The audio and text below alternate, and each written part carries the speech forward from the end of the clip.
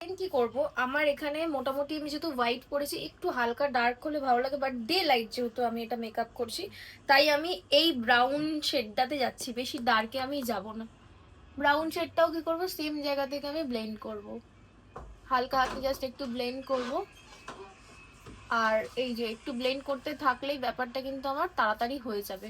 দেখতেই পাচ্ছ কতটা ইজি ভাবে আমার এটা হয়ে যাচ্ছে। সেম ভাবে আমি একটুখানি প্রোডাক্ট নেব, বাকিটা রিমুভ করব, আর সেম এই দিক দিয়েও আমি এই জিনিসটা করব।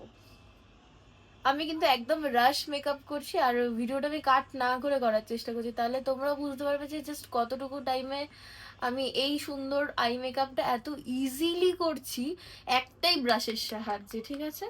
আর এই যে এক্সেস করার পর আমি একটু ব্রাশটাকে ক্লিন করে নিচ্ছি, যাতে আরো যে একটু এক্সেস প্রোডাক্ট আছে সেটা বেরিয়ে যায়। এবার ক্লিন হয়ে গেল, বাস কিচ্ছু না। এরকম ভাবে আমি এবার প্রপার সামনেটুকু ব্লেন্ড করে নেবো, সামনের সাথে পিছনেরটা।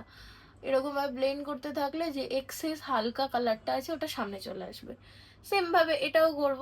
আর এটা করার সময় আমি চেষ্টা করবো আরেকবার ক্লিন করে নিতে, ব্যাস কমপ্লিট আমার আই মেকআপ।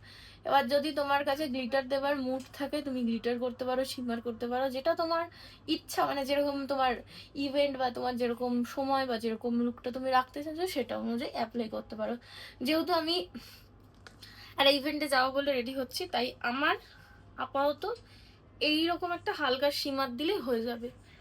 আর এটা কিন্তু এই ড্রেসটার সাথেও যাবে, প্লাস হচ্ছে খুব একটা যে হিব্রু লাগবে ডে লাইট মেকআপ হিসাবে সেটাও না। একদম ইজি, 2 সেকেন্ডে 3টে কালার দিয়ে ফরওয়ার্ড।